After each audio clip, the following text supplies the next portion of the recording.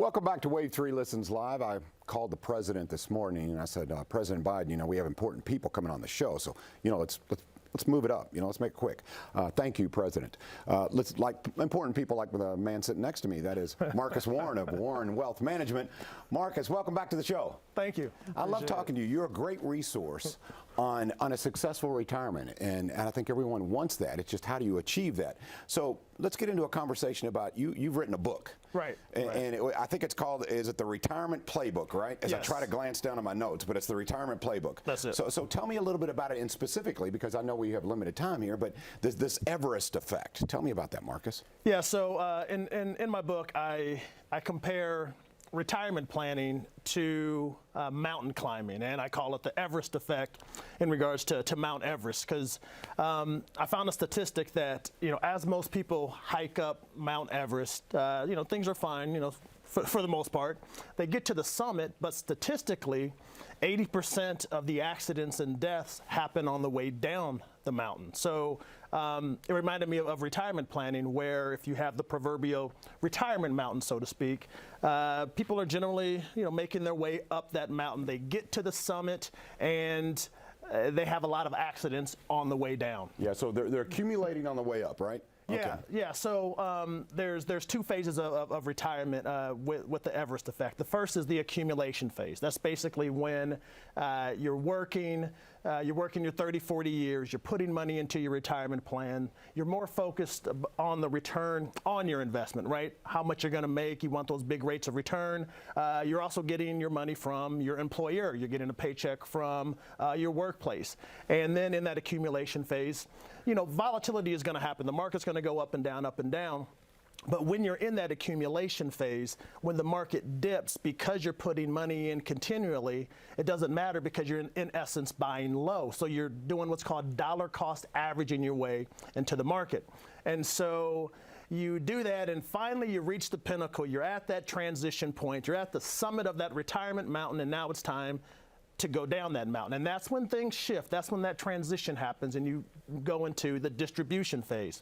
And with that distribution phase, things change. You still are concerned about the return on your money, but more importantly, the return of your money, that is going to be there so you can have it and spend it in retirement.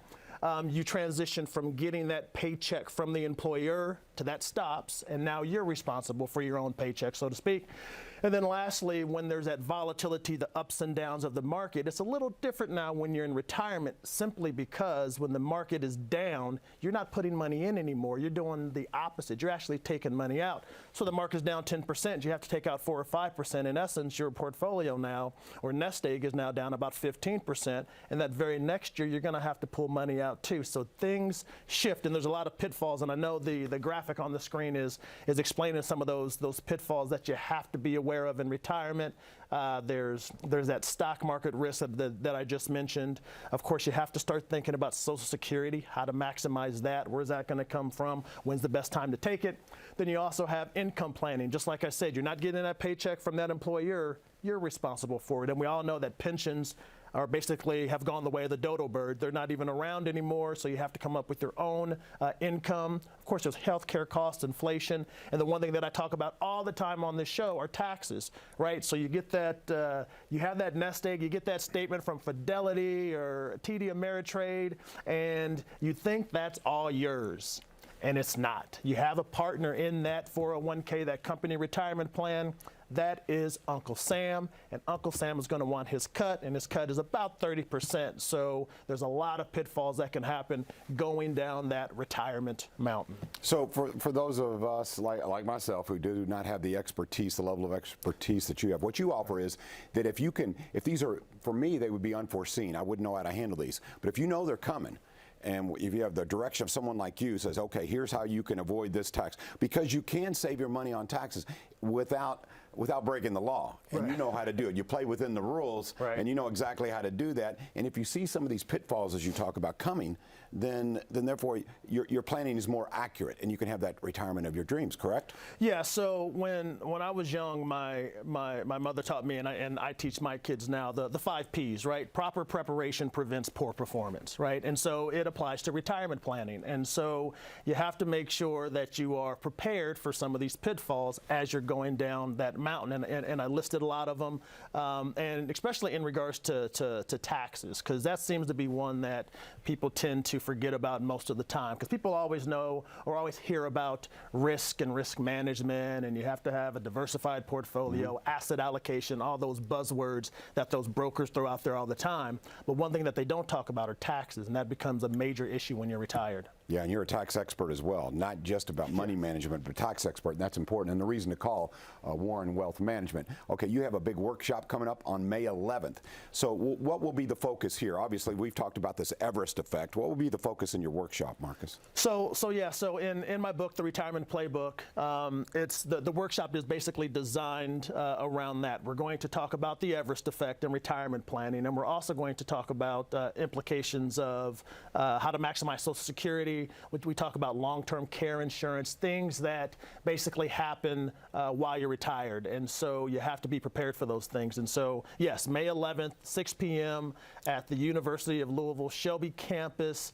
A lot of good information. Seating is limited because we still have to space out the social distancing aspect of it. So the earlier you make a reservation, the better. But a lot of good information during that workshop. So that number and that website right there, call, make a reservation. This is interesting stuff here. The book that you offer, if folks would like to get a copy of that book, because this is all interesting, and I think there are a lot of folks out there who'd like to delve further into it as they approach retirement. I'd like to know a little bit more, and that's what it's all about. And knowledge is power, and in this case, maybe more than most instances, right? Yeah, I agree, and I would add on to that. You know, knowledge is power, but that added power is taking action when you have that knowledge. Because you can read the book. You know, the book is going to. You know, I do like to say that you read the Retirement Playbook, you are going to gain a wealth of knowledge. However, if you don't act on it, then it's just going to sit there. So, you know, when you read the book, a lot of good information, but then give our office a call, go to our website, schedule a time to meet, go to the workshop to learn more, but you have to act on it. Yeah, it's like reading a diet book. You know, if you don't use the recipes, if you're not playing by the rules there, hey, the diet book's not going to do you any good. Okay, I've got you. That makes perfect sense. Okay, now, is there a Q&A session afterwards? Marcus, if folks go, they get this general information. Do you have a Q&A? And if folks want to sign up with you right then and say, hey, I'd like to meet with you one-on-one because I have some very personal things I'd like to bring some of my information to you. Can that happen? Yeah, so a couple of things. One is we do allow for general questions. You know, obviously people have their own individual situations, so that general Q&A time is limited. If they have specific questions about their specific circumstances, then there is an opportunity to schedule what we call a lab session or a one-on-one with me to discuss your individual situation and how the concepts that I talk about in class, how they apply to their individual situation. And there's some new tax reform rules from what I understand. Will that be discussed as well? Because I think a lot of anxiety because people don't know about these new rules. Will you discuss those as well? Yeah, from the PATH Act to the Secure Act to all these acts that you know, government and Congress has passed over the last few years. You know, a lot of that gets kind of lost in the shuffle, and so we discuss all of those things. Okay, and you mentioned something in one of our past conversations. You talked about how lost deductions can affect your retirement. So when you use the term lost deductions, you mean deductions I'm not aware of? Is that what you're talking about? Well, not necessarily. Generally, when you're retired, people don't realize that they could potentially pay more in taxes when they're retired than when they were working. And it's a combination of things, but it is about lost deductions. Number one, generally you lose your home mortgage, right? Home mortgage was a big one. As you're retired, your house is either close to being paid off or paid off, you lose that. Your kids, for the most part, you don't get the deduction for your kids because, you know, they're no longer living with you. Well, at least you hope they're not living with you anymore. Of course, there's the retirement for, you know, contributing to a 401k. You're not working anymore, so you don't get that deduction. And then, of course, charitable deduction. What happens in retirement is once charitable, always charitable, but you tend to give more of what you have. And when you're retired, you give more time than you do any kind of money or anything. And the government does not give a hoot about your time, so they don't allow you to deduct that. So you lose a lot of those deductions. I say this all the time, but it's true. You're a great resource, and not only about wealth management, but about taxes, an expert when it comes to taxes, and that is vital if you want that successful retirement. The information, if you would, though, I'd love to see it once again about this workshop, because folks, if you want to attend, we recommend you book it now. There's the information. And I like the fact that, you know, Warren, you don't go over my head.